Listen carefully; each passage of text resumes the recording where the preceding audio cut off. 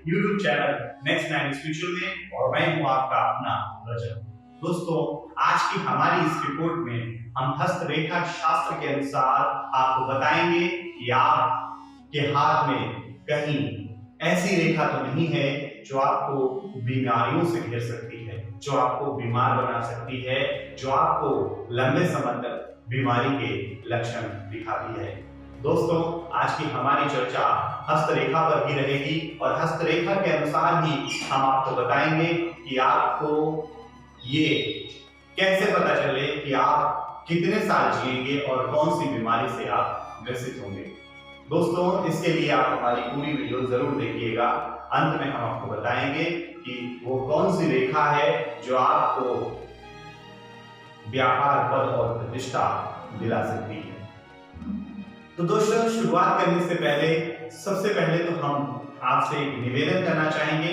अगर आप हमारे चैनल के लिए नए हैं तो कृपया करके आप हमारे चैनल को सब्सक्राइब कर लीजिए और बेल आइकन जरूर दबा दीजिए, जिससे कि आपको हमारी सभी न्यू वीडियोस का अपडेट मिलता है। दोस्तों, क्या अभी कभी आपने ये सोचा है कि कई व्यक्ति बहुत ही अमीर होते हैं तो कई व्यक्ति बहुत ही रईस होते हैं। किसी के पास खाने तक के लिए खाना नहीं है तो कई लोग खाने के भंडारे करवाते हैं। ये क्या है? ये कुछ नहीं, सिर्फ भाग्य है। और भाग्य बनता है हमारे कर्मों पर आधार पर। कई लोग तो ये कहते हैं कि हमारे हाथ में तो राजयोग लिखा है, हम तो राजा बनेंगे। लेकिन अगर आप कर्म नहीं करोगे तो आप राजा कैसे बनोगे? मान लीजिए कि आपके हाथ में लिखा है कि आप जज बनेंगे और आप पढ़ाई लिखाई बिल्कुल ना करें तो आप क्या जज बन जाएंगे? बिल्कुल नहीं। वो हाथ की लकीर भी मिट जाएगी। अगर आप कर्म नहीं करेंगे तो आपके भाग्य की जो रेखा है, जो भगवान ने आपको जिस लायक बनाने के लिए भेजा था, आपने उसके अनुसार कर्म नहीं किया तो आपकी वो भाग्य रेखा भी मिट जाएगी।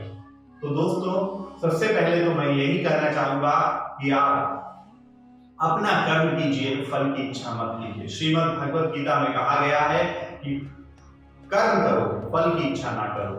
अगर आपका कर्म अच्छा होगा और आप नित्य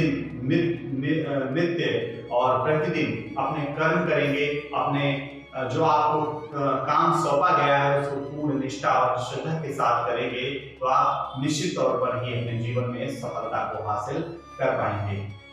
दोस्तों, कई लोग ये रोते रहते हैं कि उनका भाग्य उनका साथ नहीं देता, उनके साथ ही क्यों बुरा होता है। तो दोस्तों, ये बातें हमारे पूर्व जन्म से भी संबंधित हो सकती है। हो सकता है कि हमने शायद पूर्व जन्म में इतना बुरा किया हो या पूर्व जन्म में कोई ऐसे काम कर दिए हो जिनकी सजा हम आज अपने इस जीवन में भुगत रहे होते हैं। तो दोस्तों, हस्तरेखा में कई ऐसी बातें बताई गई हैं। हस्तरेखा में हमारे जीवन से जुड़ी, हमारी शादी से जुड़ी, हमारी यात्रा से जुड़ी, हमारे बच्चों से जुड़ी, हमारे धन से संबंधित, हमारे व्यापार से संबंधित, हमारे पद से संबंधित सभी जानकारी दी गई है। हस्तरेखा का ज्ञान हस्तरेखा शास्त्र में मिलता है। हस्तरेखा शास्त्र में बताया गया है, दर्शाया गया है कि कोई भी व्यक्ति अगर पैदा होता है तो माँ के गर्भ से ही व्यक्ति की रेखाएं बन जाती है। लेकिन अगर वो व्यक्ति पैदा होने के बाद कर्म ना करे तो वो सारी रेखाएं धीरे धीरे अपने आप ही खत्म हो जाती हैं और व्यक्ति का भाग्य दुर्बल और निर्बल हो जाता है और व्यक्ति एक अपनी जिंदगी ऐसे जीता है जैसे मान लो उसकी जिंदगी में कोई रोशनी कोई ही ना। तो दोस्तों, आज की हमारी इस रिपोर्ट में हम आपको बताएंगे कि आप अपनी इस जीवन की रेखा को देखकर कैसे बता सकते हैं कि आप कितने साल जिएंगे या आप कौन सी बीमारी से ग्रसित होंगे। तो सबसे पहले तो हम जान लेते हैं कि जीवन की रेखा है क्या। दोस्तों, वास्तव में जीवन की रेखा हमारे जीवन को दर्शाती है। हमारे जीवन को हम कितने साल तक इस धरती पर रहेंगे, कितने साल तक हमारा जीवन रहेगा, इन तमाम चीजों की जो व्याख्या करती है वो जीवन रेखा करती है। कहते हैं कि जिन व्यक्तियों के हाथ में बहुत कम रेखा होती हैं वो बहुत ही भाग्यशाली होते हैं। उनके जो हाथों की रेखाएं होती हैं वो बहुत ही कम और लिमिटेड होती हैं। ऐसे मनुष्य, ऐसे प्राणी बहुत भाग्यशाली होते हैं। तो दोस्तों, सबसे पहले तो मैं आपको बता दूं कि जो जीवन रेखा होती है वो हमारी मणिबद्ध रेखा से निकलकर सीधे यहाँ तक पहुंचती है। अंगूठे की बगल वाली उंगली होती है उसके नीचे से निकलती है, ये होती है हमारी जीवन रेखा। अगर ये सीधी और सरल और लंबी है तो निश्चित तौर पर आपकी आयु लंबी और किसी भी बीमारी से ग्रसित नहीं होगी। अगर मान लीजिए कहीं कहीं ये रेखा थोड़ी थोड़ी कटी हुई या कहीं मान लीजिए टेढ़ी मेढ़ी होती है तो आपके जीवन में आप किसी बीमारी से ग्रसित हो सकते हैं। आप किसी अगर आपके जो जीवन रेखा है वो थोड़ी गहरी नहीं और कटी हुई है तो आप हो सकता है कि लंबी बीमारी से ग्रसित हो सकते हैं या आपके जीवन पर संकट को दर्शाती है।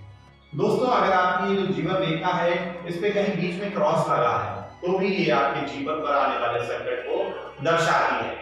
दोस्तों मैं आपको बता दूं कि जो जीवन रेखा होती है वो हमारे जीवन को दर्शाती तो है लेकिन जीवन में आने वाली समस्याओं को भी बताती है। अगर ये लंबी और गहरी है तो हमारा जीवन सरल और लंबा रहेगा, हम अपने जीवन में किसी बीमारी से ग्रसित नहीं होंगे, हमारा जीवन स्वस्थ जीवन रहेगा। लेकिन दोस्तों अगर इसमें कोई दाग है या इसमें मान लीजिए कोई क्रॉस बना हुआ है तो आपके जीवन पर संकट को दर्शाता है। दोस्तों ये मणिबद्ध रेखा जो होती है, मणिबद्ध रेखा के जो ऊपर रेखाएं होती हैं, इसके जो यहाँ से जो रेखा ये निकलती है ये हमारी यात्रा को दर्शाती है। और कई रेखाएं अगर कटी होती हैं तो ये रेखाएं बताती हैं कि अगर आप कोई यात्रा करेंगे तो उसमें आपको हानि हो सकता है, यात्रा में कोई अवरोध हो या यात्रा में आपके जो कोई बाधाएं आ सकती हैं। अच्छा, एक होती है मस्तिष्क रेखा और एक होती है भाग्य रेखा। जहां पर जीवन रेखा, मस्तिष्क रेखा और भाग्य रेखा किसी के हाथ में अगर एक ही जगह से निकल रही हो तो व्यक्ति बहुत ही भाग्य का दुर्बल और निर्बल होता है, निर्धनता उसको घेरे रहती है। लेकिन किसी की जीवन रेखा और मस्तिष्क रेखा एक साथ निकलती है तो ऐसा व्यक्ति बहुत ही महत्वाकांक्षी होता है। वो अपनी महत्वाकांक्षा को पूरा करने के लिए किसी भी हद तक जा सकता है, कोई भी कार्य कर सकता है, कुछ भी ऐसा काम है जो वो कर सकता है जिससे वो उस चीज को पा सके जिसकी वो चाह रखता है। दोस्तों तो हमने आपको आज बताया कि ये जीवन की रेखा ये बताती है कि अगर ये सीधी, अच्छा मान लीजिए आपके दो हाथ हैं तो ये ऐसा माना जाता है कि पुरुष का सीधा हाथ होता है, स्त्री का दाहिना हाथ होता है। तो मैं आपको बता दूं कि जो पुरुष है वो क्योंकि वो सीधे हाथ से काम करता है, अगर जो पुरुष है वो लेफ्ट हैंड से काम करे तो उसका लेफ्ट हैंड ही जो है वो देखा जाता है, उसके अनुसार ही उसके भविष्य बताया जा सकता है।